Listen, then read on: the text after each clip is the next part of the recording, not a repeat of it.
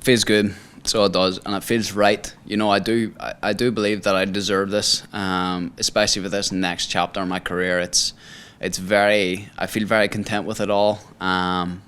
It's new stimulation. You know, it's new energy, and I absolutely love it. You know, working with new teams, it's awesome, and looking forward to Saturday night. Talking about it, obviously there was a lot of hype for your free agency and you signing with one of the big global promotions. Now that you've made the decision and that's in the rear view, is there pressure now to deliver on that and, you know, like, hey, he's getting all this attention, now he's got to show up. How do you manage those emotions? Look, I got to deliver because I got to back up my own words. You know, it's not what other people are saying. People can say what they want, but it's what I say to myself. I have to back up my own words, and that's where I like to do that because it adds the pressure to myself. And ultimately, I'm just trying to prove it to myself every time, to be completely honest. So I've been out here saying that I'm the best in the world. I believe I'm top 5 all organisations right now. And, you know, saying that, people, I haven't fought the calibre of people to make them claims, but this is me just putting that out there and manifesting it, and I will be doing that soon. I think this card is a great example, you know, so much Irish talent, you know, and everything else. It doesn't just begin and end with Conor McGregor. The growth of the sport in the nation has obviously really exploded. Can you just talk about fighting alongside so many of your countrymen and women on this card? Yeah, it's amazing, you know, for Ireland to be in the world stage of MMA. You know, Bellator have heavily invested in Ireland for many years, like, so it's great to kind of see that coming to fruition now and the stars that they're building. So it's a pleasure and an honour to be on this card with fellow Irish men and women. Thank you, Paul. Best of luck. Thank you. Next question, Donna Corby.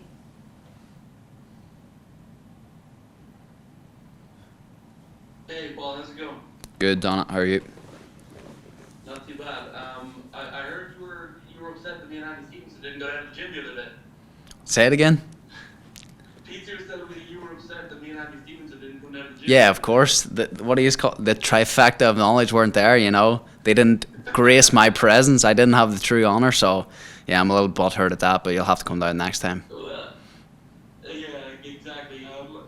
We saw when I was talking to Peter Quilly this week. He was kind of saying that he almost is expecting that after you win, you're going to call him out at ringside. He's going to have to jump into the cage and do a face-off with you. Is this actually something that's on your mind, or is this just kind of the thing that has emerged through like fans and maybe promotion talk? No, I mean, it wasn't in my mind until you put out that interview. So, no, it's kind of in my mind. Oh, look, I mean, the Peter Quilly thing came about because I wanted a big fight for my debut, you know, and obviously myself and Peter would be a great fight for the Irish fans. It would be the biggest fight you can make on the Irish scene right now. But that was what I wanted for tonight. But obviously, I don't know if he was injured or whatever happened to him. But I'm not. It's not something I'm thinking about really for the future, you know, unless he's in the global season. But I would doubt that. But I wouldn't rule it out completely either. You know, God knows whenever I knock somebody out in the cage on Saturday night, God knows what I could say. So we'll see. It does seem as though that, like, I mean, if there was to be kind of an all-Irish type of fight, that would be the name that would make probably the most sense, right? Because he's famously this great headliner in the Three Arena and famously kind of brings this whole atmosphere, this whole thing with him. And I think you've probably got 1 day left right before you join the global season next year. One or maybe even 2 if you got your way, right? We'll see. I mean, potentially we'll get to 2, but definitely 1 more. Of course, they're not coming back to Ireland this year, so that's unfortunate, because if they were, then it would be a great matchup between Peter and myself. But yeah, we'll see. What do you think of him saying great results at featherweight? He's shown a lot of featherweight, but maybe he hasn't shown everyone everything at lightweight yet. Well, I mean, I'm just coming off 2 first-round knockouts, you know, so, I mean, I think my actions speak louder than words, but to be honest, I don't really care what he says. Like, fair play to him, whatever. All right, Paul, thank you so much, and I look forward to the final Saturday. Cheers. Next question, Mike Pendleton. Well, I was excited to kick off this relationship with both EFL and Bellator. Obviously, coming in time for them. It's the start of a great relationship moving forward. How excited are you to kick off this relationship with them? Yeah, it's amazing, and it's been amazing since even before I signed. When the initial offer came in, and the relationship I've had with PFL Bellator, which is goes beyond 6 months ago. I only signed maybe a couple of months ago, but it's been absolutely incredible so far. Every team that I've worked with have been an absolute breeze. Whether that's the team over here in Europe or even the American team, it's been amazing. And the new team, the new stimulation. Like, it's all great for me right now. It is the new chapter, so everything's great. The new chapter for you, obviously, the new chapter for them, merging together the promotions. How much pride are you going to have moving forward? Because of, you said how smooth it's been working with them. Moving forward in your career, how much pride are you going to have representing both Bellator and PFL? Oh, look, it's an honour. I mean, obviously a very well established top organisation, but not only that, it's because they want to invest in me, and they came out and seek me out and snap me up as soon as I became a free agent. That kind of showed me what I'm worth to them, and to have that respect means an awful lot. So I'll be more than proud to represent the brands on the big stage. I've always said Bellator Dublin shows are my favorite shows in all the combat sports. How electric is it, just mentally and emotionally, going out there 3 arenas for this event? It's great. It's so exciting because I've never fought here before, which is, that's the best thing about it for me, to be honest. Obviously, the fact that it's my debut, that I get to do it on home soil, that means a lot. But 3 Arena is just so iconic. There's been so many big nights there, and it's the best. It's the best venue in Ireland, So I mean, to go out there and have my debut co-main event, and hopefully have the whole Irish crowd singing with me, it'll mean a lot. Paul, thank you so much. I'm excited for this chapter. Thanks. Next question, Ryan Rappaport. Hey, Paul, Ryan Rappaport, Fight Capital. Brandon Gallagher, your strength conditioning coach, speaks really highly of you and your work ethic. What's been the best takeaway you've had from working with Brandon? What would you say about him? Brandon's the guy. Like, what a great guy. I met him last year when I was in South Florida. Brandon, of course, works with Ian Gary, and I was in South Florida doing a training camp, and I needed a coach for a few months. And it's just a case of we just hit it off right away. He's such a good dude. Same sort of like sense of humor, all that, but alongside all that, an incredible coach, and most importantly, an incredible coach. So I've been working with Brandon for well over a year now, and it's been great.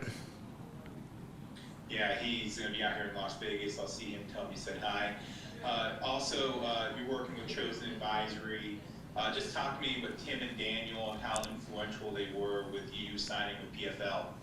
Yeah, look, to sign with the Chosen Few and Chosen Advisor, it's a huge honour for me. Tim is someone that's obviously so well respected in the industry.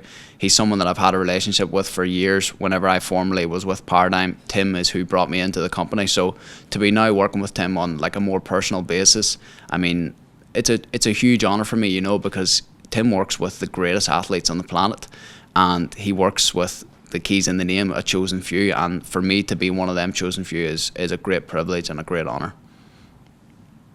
And last question, Fight Academy Ireland, the team's obviously getting so much press, so much coverage with, Reese, you have Patty as well, who had success on the Dana White's Contender Series yourself.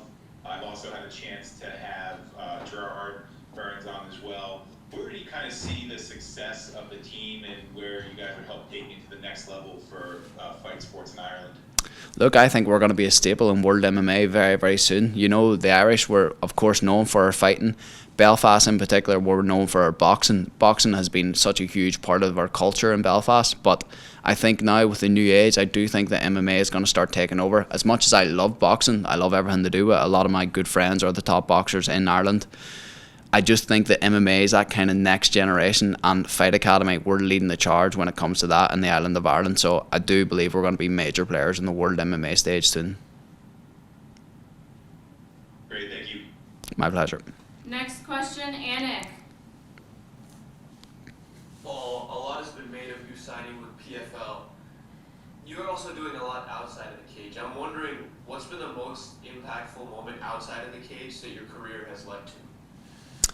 Interesting. To be honest, first thing came to mind there it's more of a negative, but I guess it has set me up for a lot more of a positive, which is my early injuries in my professional career. I turned professional at 19, and right after that, actually during that professional debut, I broke my hand, which in turn then led to 4 handbrakes like right after each other. So 2 years out of competition just after I've made my professional debut. So that kind of came to mind because it was literally the hardest thing you could possibly imagine at the time. You know, I really did think my career was being just dragged away from me. That's really how I felt, and I just found a way through it, and you know, here we are now. So it's, yeah. Appreciate you, Paul. Best of luck. Thanks. Last question goes to Hader Pervez. Hey Paul, how you doing?